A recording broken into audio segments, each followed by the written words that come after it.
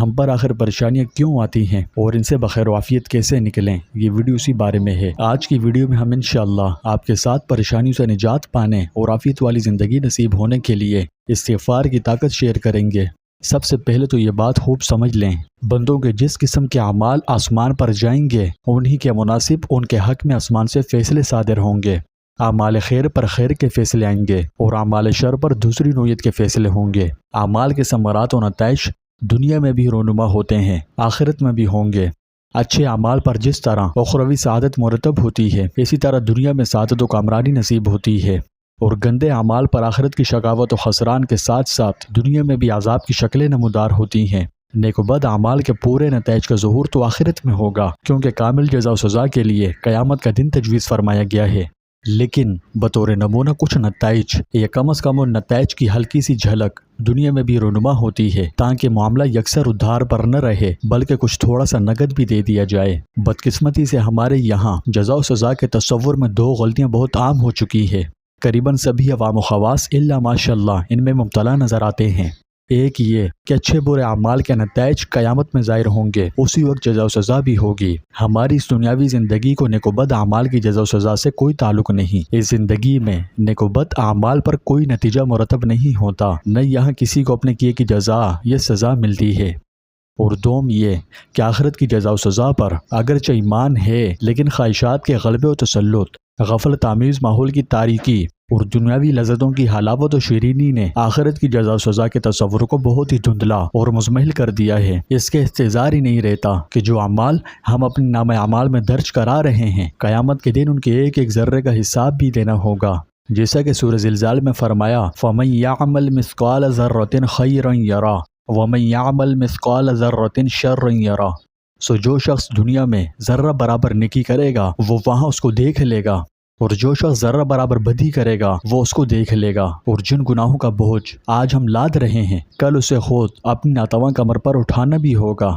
جیسے کہ سورہ انعام کی آیت کا مفہوم ہے کہ حالت ان کی یہ ہوگی کہ وہ اپنے بار اپنی کمر پر لادے ہوں گے۔ خوب سن لو کہ بری ہوگی وہ چیز جس کو لادیں گے۔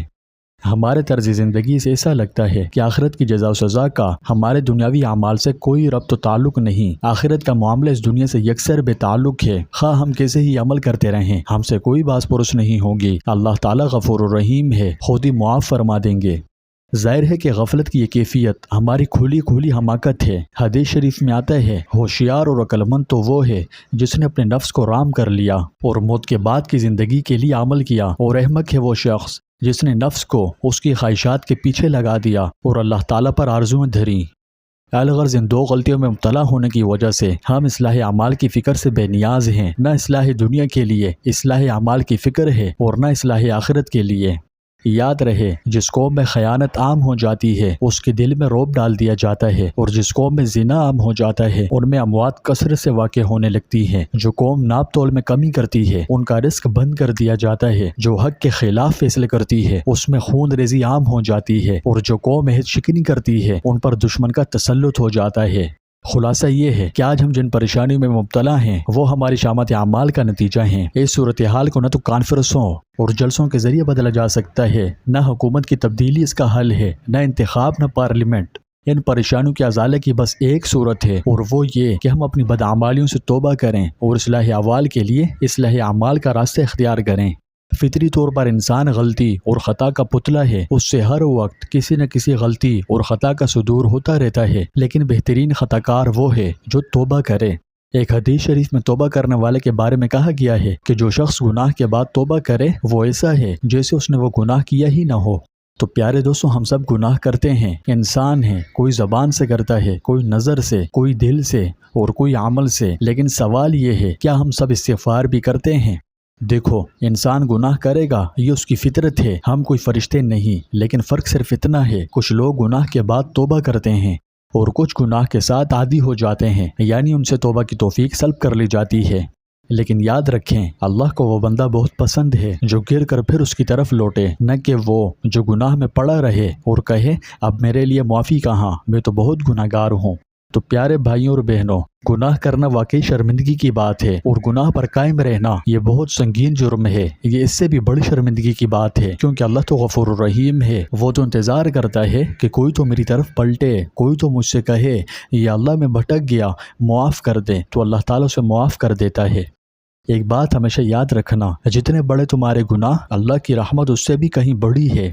لیکن افسوس، ہم نے تو استغفار کو صرف زبان کا کھیل بنا دیا ہے۔ استغفار دل سے ہوتا ہے، آنسوؤں سے ہوتا ہے، شرمندگی سے ہوتا ہے۔ اس لیے چاہیے کہ استغفار کو کھیل نہ سمجھیں۔ اگر زندگی بدلنی ہے تو جو طریقہ قرآن و حدیث میں مذکور ہے اسی کے مطابق توبہ استغفار کی جائے۔ خدا رب اپنے مصروف زندگی میں سے چند لمحات نکالو، اپنے رب کو راضی کرنے کے لیے وقف کرو، ان میں اپنے رب سے بات کرو، اس کے سامنے رو لو، جھک جاؤ، دل کی گہرائیوں سے استغفار کرو۔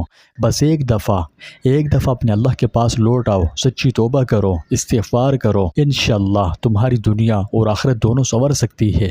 یاد رکھو، استغفار سے صرف گناہوں کی معافی نہیں ملتی، یہ پریشانیوں کو دور کرتا ہے، غموں سے نجات دیتا ہے اور رزق کے دروازے کھول دیتا ہے۔